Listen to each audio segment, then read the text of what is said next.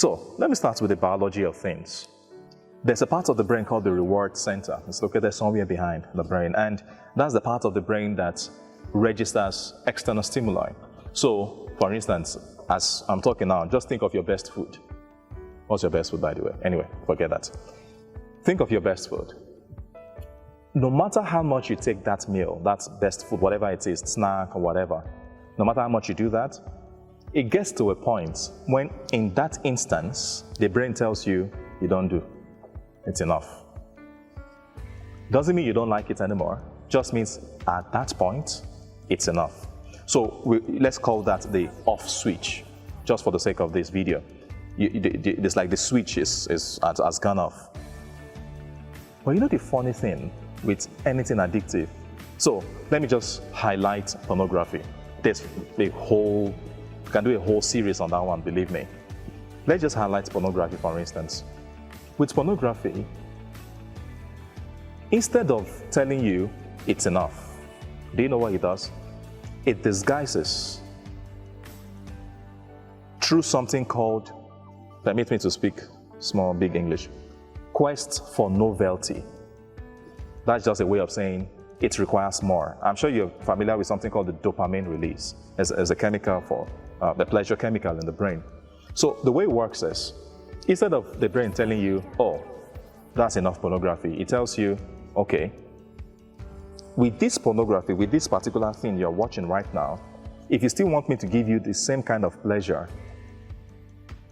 I want more. You see what I mean by the quest for novelty? So it doesn't switch off. It only raises the bar. Are you beginning to see why this may be a problem? And like I said, pay attention to the principle. I only highlighted pornography as an instance. The idea behind it is always about the quest for novelty. And here is what I mean. So, giving you the example I gave about the food, it tells you that's okay, and it waits for the next time you're hungry, and then you go about it. But with pornography, no. And you know, I want to believe you do, that the brain stores more of pictures, of images and videos than any other thing. For instance, if I tell me about a book you read 5 years ago, and tell me about a movie you saw 5 years ago, which one will you remember? My guess, the movie, right? Because the brain is able to store that more. And it's the same thing because it is pornography. The graph in that pornography means image. So the brain stores more of that. I'm just telling you the biology of things, right? Now, pay attention to this. The more the dopamine release is requested for, the more the brain, don't forget the brain is a muscle. And as it is with muscles, if you want it to increase, if you want to build muscles, you train it, you do it repeatedly. And the more you do that, the better it gets. So, with pornography as an example, that quest for novelty is what makes you continue to want to go back to it, even when you know it is bad and you truly want to stop. If you don't get the gist yet, let me use another instance. So, those that drink, that example, alcohol, check it well. Let's look at this thing. When you started drinking, what percentage did you start with? Okay, just for the sake of this video, let me say 2.5. Whatever alcohol is 2.5. After a while, you see that thing you feel, that ecstasy, what we call getting high in this part of the world. It begins to, even if you take maybe a can or a bottle or whatever it is that thing is, if you take one can, if it used to get you, in quote, high, intoxicated, that is, after a while, it doesn't do that anymore. You will either need to take more cans or bottles, or you increase the percentage. So let's imagine you increase the percentage. So from 2.5, you go to 5.5. Alcohol level, that is. And then you notice that, okay, to get that same level of ecstasy, that's getting high, you need 5.5. Either you take more of them or you increase the percentage. And it goes on and on. 7.5, 10.5. Do you see what's going on there? Quest for novelty. Something new.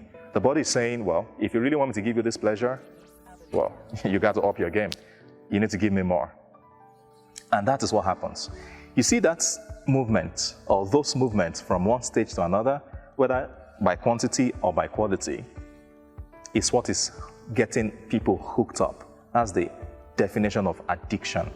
Such that, let's not kid ourselves. The body is engineered to seek pleasure. The body will not see pain and pleasure and go and choose pain. So these things become more difficult because it's something pleasurable. Check it out with anything. I don't know if you know anyone who's been really, really hard on drugs. Just go back. Guess what did they start with? Maybe cigarette. I don't know.